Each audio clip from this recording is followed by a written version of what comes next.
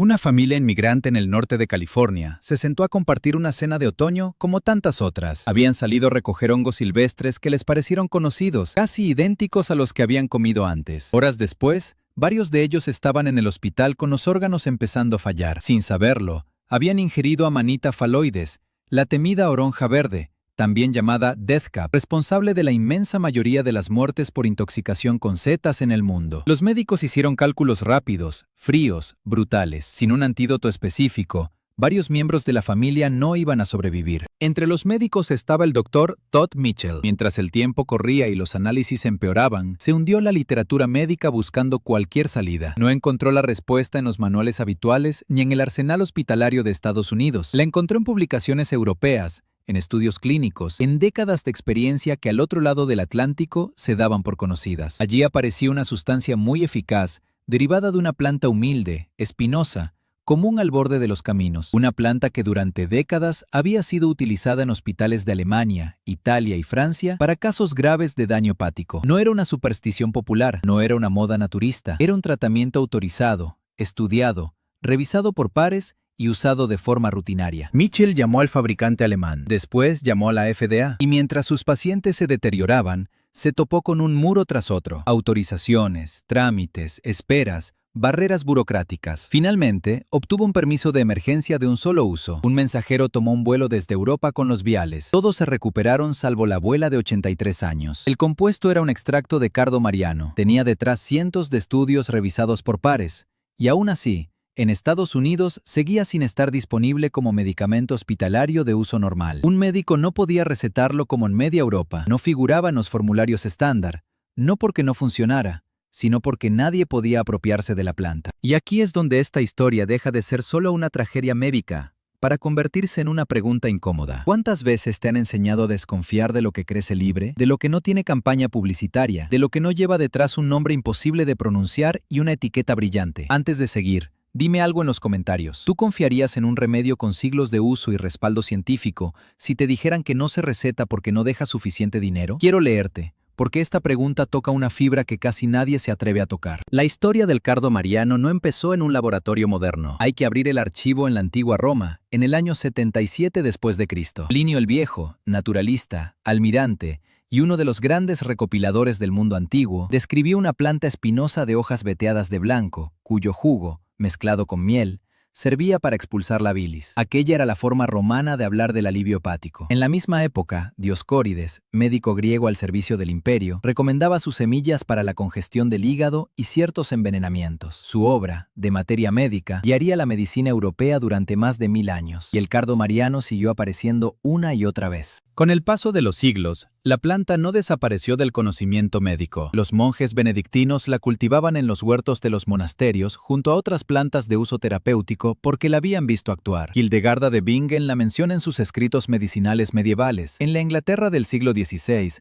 John Gerard la alabó como un gran remedio para las dolencias vinculadas a lo que entonces se llamaba melancolía, un concepto que en aquella época se conectaba con trastornos del hígado y la bilis. En el siglo XVII, Nicholas Culpeper escribió que ayudaba a abrir obstrucciones del hígado y del vaso. Ya en el siglo XIX, médicos alemanes recetaban tinturas hechas con sus semillas para diversos trastornos hepáticos. 2000 años, la misma planta, el mismo órgano, la misma insistencia histórica. Pero durante mucho tiempo se sabía que funcionaba, sin entender con precisión por qué. Eso cambió en 1968, en la Universidad de Múnich, cuando un equipo de científicos, liderado por el doctor Hildebert Wagner, aisló el complejo de compuestos activos de la semilla y le dio nombre, silimarina. Lo que descubrieron fue extraordinario, porque no se trataba de un efecto simple ni superficial. La silimarina no actuaba solo como un antiinflamatorio general. Intervenía en varios frentes al mismo tiempo. Ayudaba a bloquear la entrada de toxinas en las células hepáticas, estabilizaba las membranas celulares frente al daño oxidativo, favorecía procesos relacionados con la regeneración del tejido hepático y además interfería en mecanismos asociados a la fibrosis,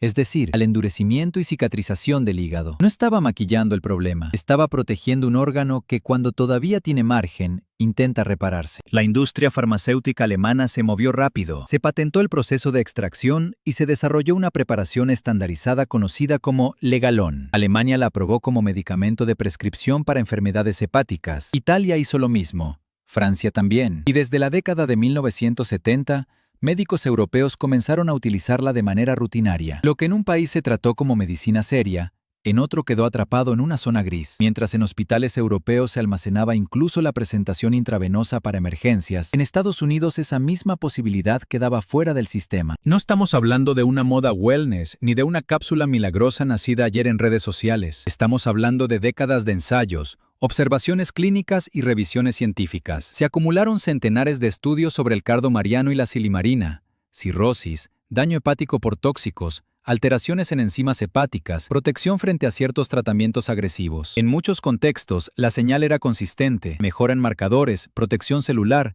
buen perfil de seguridad. Si todo esto lo hubiera producido una molécula sintética nueva, protegida por una patente total y vendida a precio premium, probablemente habría ocupado congresos, campañas médicas y protocolos de uso mucho antes. Entonces, ¿por qué no ocurrió así? La respuesta no es científica, sino estructural. En Estados Unidos, la legislación que reguló muchos productos herbales como suplementos dietéticos en vez de medicamentos creó una trampa. En apariencia, sonaba como una forma de protección para el consumidor. En la práctica, separó a estas plantas del camino farmacéutico tradicional. Para que una empresa llevara el cardo mariano hasta la aprobación completa como fármaco, tendría que invertir cantidades gigantescas de dinero en ensayos clínicos bajo el estándar exigido por la FDA. Pero hay un problema evidente. No se puede monopolizar una planta común de la misma forma que una molécula patentable. Si una empresa asumiera ese gasto, otras podrían vender lo mismo sin cargar con esa inversión. Resultado: nadie quiere pagar la carrera completa. Y así, décadas de evidencia clínica europea quedan atrapadas en un limbo. Eso no solo afectó el acceso médico, también contaminó la percepción pública. Porque cuando una planta útil queda relegada al mercado del suplemento, sucede otra cosa. La calidad se vuelve profundamente desigual. En lugar de un producto farmacéutico estandarizado, con controles estrictos, el mercado se llena de frascos distintos, extractos inconsistentes,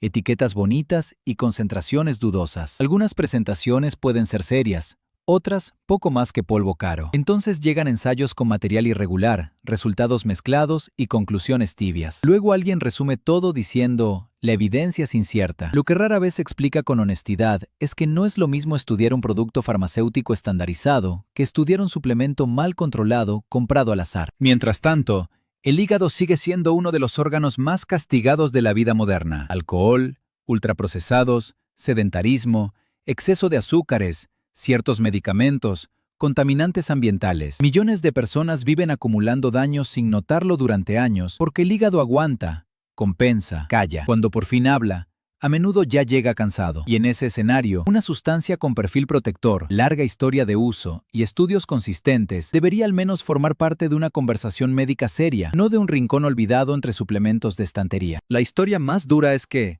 cuando la intoxicación por Amanita phalloides entra en escena, el tiempo se convierte en un cuchillo. Al principio puede parecer una gastroenteritis brutal. Después, cuando el paciente cree que mejora, empieza el desastre real. El veneno ya ha alcanzado el hígado. En Europa, el compuesto derivado del cardo mariano en formulación intravenosa lleva décadas siendo parte esencial de la respuesta hospitalaria ante este cuadro. En Estados Unidos, durante años, médicos tuvieron que pedir autorizaciones de emergencia mientras el órgano se iba apagando. Piensa en la escena por un momento. Un tratamiento conocido, utilizado en hospitales europeos, guardado en estanterías listas para usarse, y al mismo tiempo un médico estadounidense rellenando papeles para poder traerlo en avión cuando cada hora cuenta. En 2011, otro grupo de pacientes intoxicados por setas llegó a Georgetown, en Washington. Un especialista en hígado que no se había enfrentado antes a un cuadro así, tuvo que activar el proceso para importar el fármaco desde Alemania. Los pacientes sobrevivieron, no porque el sistema hubiera sido ágil, sino a pesar de su lentitud. Y ahí está la herida de fondo. El conocimiento nunca estuvo oculto, no estaba perdido. No era secreto, simplemente fue empujado a una esquina por un sistema incapaz de valorar con justicia lo que no puede explotar con el margen deseado. Si te está abriendo los ojos esta historia, suscríbete a Secretos de la Tierra ahora, porque aquí no venimos a repetir lo que ya te dijeron 1000 veces, sino a desenterrar lo que quedó fuera del foco. Y hazme otro favor, deja tu like si crees que historias como esta deberían llegar a más gente. No parece gran cosa, pero a veces un gesto así empuja mucho más de lo que imaginas. El cardo mariano, además, tiene algo casi simbólico. Es una planta áspera, con espinas, de aspecto poco amable para quien solo mira la superficie. Crece en cunetas, terrenos removidos, bordes olvidados. No parece una joya, y quizá por eso encaja tan bien con esta historia. Lo valioso no siempre viene en envase brillante. A veces llega vestido de maleza. Sus hojas con vetas blanquecinas y su flor púrpura han sido durante siglos una visión familiar en el Mediterráneo, en campos abiertos, suelos pobres y márgenes de caminos. España la conoce bien, también el sur de Francia, Italia, Portugal y gran parte de la cuenca mediterránea. No era una rareza exótica, era una presencia conocida. Y sin embargo,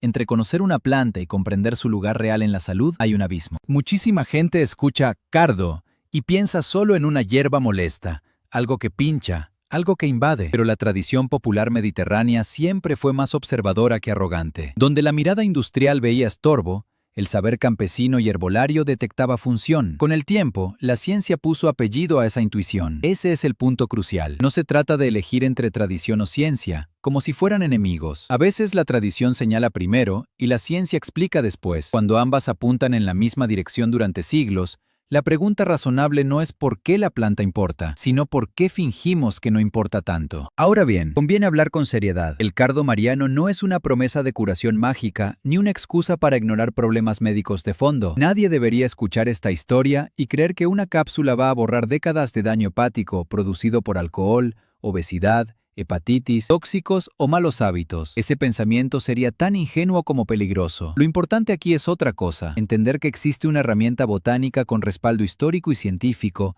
que merece atención real, calidad real y conversación médica real. No fanatismo, no fetichismo, seriedad. Cuando se estudian las formulaciones mejor valoradas, aparece una constante: extractos estandarizados con un porcentaje claramente indicado de silimarina. Esa palabra, estandarizado, lo cambia todo. Significa que no basta con decir lleva cardo mariano. Importa cuánto, cómo se extrajo, qué concentración tiene, qué controles pasó y si el contenido se corresponde de verdad con la etiqueta. Porque una planta excelente dentro de un producto deficiente puede convertirse en una decepción. Y una decepción repetida muchas veces termina destruyendo la reputación incluso de lo que sí funciona. Por eso tantas personas prueban suplementos sin notar nada. Compran lo primero que ven, sin fijarse en la concentración, sin saber qué deberían buscar, y al cabo de unas semanas concluyen que todo era humo. A veces no falla la planta, falla el mercado, falla el producto, falla la falta de estándares. Y ese caos beneficia a muchos: al vendedor oportunista,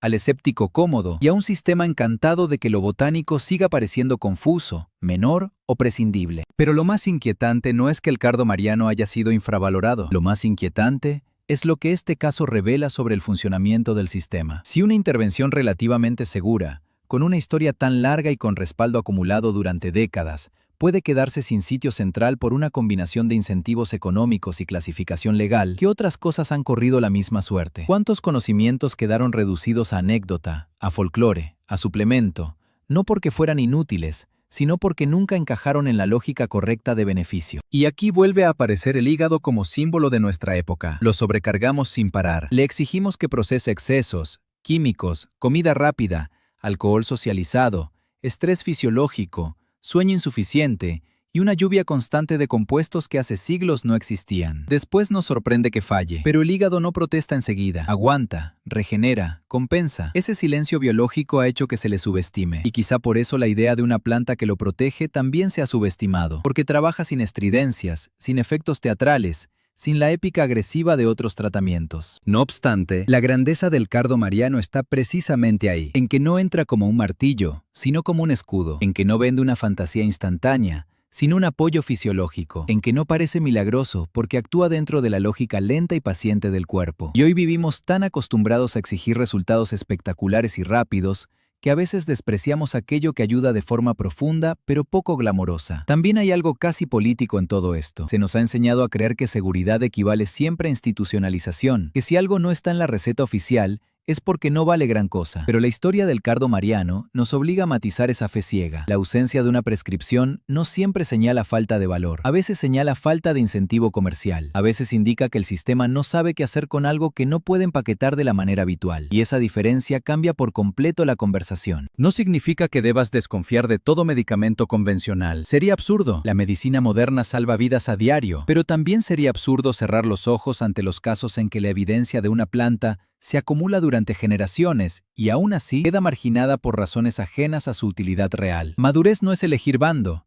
es ver el tablero entero. Quizá por eso esta planta sigue provocando tanto interés en quienes la redescubren, porque no solo habla de salud hepática, habla de memoria cultural, de ciencia ignorada, de la relación entre dinero y tratamiento, de la distancia entre lo que funciona y lo que se normaliza. Cada espina parece recordarnos que la verdad rara vez viene suave, a veces pincha primero y obliga después a mirar mejor. Si alguna vez has visto cardos secos al borde de un camino y no les has prestado atención, no eres el único. Casi todos hemos sido entrenados para pasar de largo ante lo que no viene validado con un diseño elegante. Pero quizá ahí esté una de las lecciones más útiles de esta historia. Volver a mirar, volver a preguntar, volver a sospechar cuando algo con tanto recorrido histórico y científico sigue tratándose como una nota al pie. Y sí, hay una dimensión práctica. Mucha gente opta por buscar extractos bien formulados, verificar que indiquen claramente su estandarización y, si es posible, revisar controles de terceros. Otros incluso deciden cultivar la planta, porque es resistente, agradecida y fácil de sacar adelante en climas adecuados. Pero incluso esa parte práctica debería comenzar por una actitud más básica: informarse bien. No comprar por impulso, no confundir tradición con improvisación, no convertir una herramienta valiosa en una religión ni en un juego. Porque en Internet ocurre algo peligroso. Una historia poderosa puede empujar a la gente a actuar sin criterio. Y el criterio importa. Importa leer, comparar, entender, preguntar. Importa saber que natural no significa automáticamente inocuo ni perfecto. Importa recordar que una planta útil puede convivir con contraindicaciones, con límites, con contextos donde hace falta supervisión médica. La madurez está en sostener dos ideas a la vez: que algo puede ser valioso y que, aún así, exige responsabilidad. Pero aún con todas esas cautelas, el caso del cardo mariano sigue siendo incómodo para quien quiera reducirlo todo a una caricatura. No es humo, no es leyenda desnuda, no es un invento reciente. Es una de esas historias en las que la tradición, la práctica médica europea y la investigación moderna se encuentran en el mismo punto. Y cuando tres caminos tan distintos convergen, ignorarlos ya no parece prudencia, parece otra cosa. Tal vez la frase más dura de toda esta historia sea esta: el conocimiento no se perdió, se silenció. No hubo una conspiración de película con sótanos secretos y archivadores cerrados con llave. Fue algo más simple y más real: un marco legal, un cálculo económico, un mercado mal regulado, una inercia educativa. Y con eso bastó para que una herramienta terapéutica quedara difuminada, relegada, diluida entre suplementos, dudas y medias verdades. Por eso este tema toca tan fuerte, porque en el fondo no solo estamos hablando de una planta, estamos hablando de quién decide qué conocimiento merece entrar por la puerta principal. Estamos hablando de cuánto pesa una patente frente a 2000 años de insistencia. Estamos hablando de qué pasa cuando la rentabilidad y la salud no apuntan exactamente hacia el mismo lugar. Y ahora quiero hacerte una pregunta todavía más directa. Si mañana descubrieras que una de las plantas más prometedoras para apoyar el hígado ha estado delante de nosotros durante siglos, y que el principal obstáculo para su reconocimiento pleno no fue la falta de evidencia, sino la falta de negocio, ¿seguirías mirando igual todo lo que te venden como la única opción? Respóndeme abajo. De verdad, quiero leer esa conversación, porque cuando una comunidad se atreve a pensar en voz alta, ya no es tan fácil volver a dormirla. Y si este tipo de historias te encienden esa sensación de ¿cómo no sabía esto antes?, suscríbete a Secretos de la Tierra y activa la campana. Aquí vamos a seguir abriendo archivos incómodos, plantas ignoradas y verdades que quedaron fuera del relato oficial. Comparte este video con alguien que siempre haya pensado que los cardos no sirven para nada. A veces una sola historia bien contada cambia para siempre la forma en que una persona mira el borde del camino. El cardo mariano sigue creciendo donde casi nadie aplaude. En cunetas, en descampados, en márgenes secos, bajo el sol duro, espinoso, vetado de blanco, coronado de púrpura, gratis, persistente, antiguo. Y quizá esa sea la imagen perfecta para cerrar: una planta libre, creciendo a la vista de todos, mientras un sistema entero actúa como si lo verdaderamente valioso solo pudiera venir en frasco caro y lenguaje técnico. No estaba escondida, estaba delante de nosotros. La pregunta es, ¿cuántas veces más hemos pasado de largo?